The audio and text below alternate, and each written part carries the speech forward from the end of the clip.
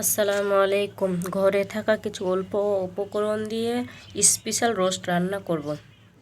আজকের এই রোস্ট রান্না করতে কোনো ধরনের রোস্টের মশলা লাগবে না।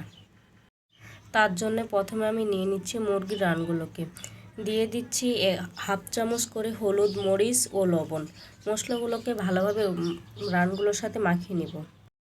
এবার ফ্রাই প্যানে তেল দিয়ে মুরগির রানগুলোকে দিয়ে দিব। মশলা মাখিয়ে রেখেছিলাম 10 মিনিটের মতন। এবার রানগুলোকে উল্টে নিব। রানগুলোকে আমি উল্টে পাল্টে ভেজে নিব। রানগুলোকে লাল লাল করে ভেজে নিতে হবে। ভালোই ভাজা হয়ে গিয়েছে, এবার তুলে নিব। দিয়ে দিচ্ছি হাফ কাপের মতো পেঁয়াজ কুচি, আর দিয়ে দিচ্ছি সরিষার তেল, সাথে দিয়ে দিব কিছু ফল মশলা। পেঁয়াজগুলো বাদামি কালার হলে দিয়ে দিব পেঁয়াজ ও রসুন বাটা, আর দিয়ে দিব আদা বাটা। এবার পেঁয়াজ বাটাকে ভালোভাবে কষিয়ে নেব একটু পানি দিয়ে, যাতে কাঁচা গন্ধ না থাকে। এবার দিয়ে দিব 1 চামচ ফল মশলার গুঁড়ো। রোস্টের মশলা দিব না, তাই এই ফল মশলার গুঁড়ো দিতেই হবে। আর দিয়ে দিব 1 কাপের মতো বাদাম বাটা। আর দিয়ে দিব বাদাম বাটার কাপটা দিয়ে পানি।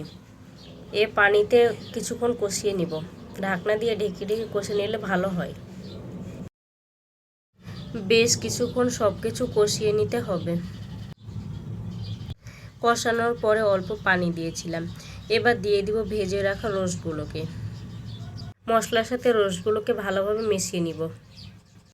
মিশিয়ে নিয়ে দিয়ে দিব গরম করে রাখা 1 কাপ দুধ। এখানে দুধ দিলে রোস্টের টেস্ট ভালো আসে। আপনারা চাইলে এখানে টক দইও ব্যবহার করতে পারেন। সাথে দিয়ে দিব কিছু মরিচের গুঁড়া, জিরের গুঁড়া ও স্বাদমতো লবণ দিয়ে একটু ভালো করে আবারও কষিয়ে নিব। আপনারা খেয়াল করেছেন কিনা জানি না, কিন্তু আমি বারবার ঢাকনা দিয়ে ঢেকে কষিয়ে নিয়েছি। ঢাকনা দিয়ে ঢেকে কষলে সুন্দর একটা কালার চলে আসে ও রোস্টগুলো ভালোভাবে সিদ্ধ হয়ে যায়। রান্না আমার শেষ পর্যায়ে, হয়ে গেল রোস্ট রান্না। ঘরের কিছু উপকরণ দিয়ে এত সহজে রোস্ট রান্না করে নিলাম।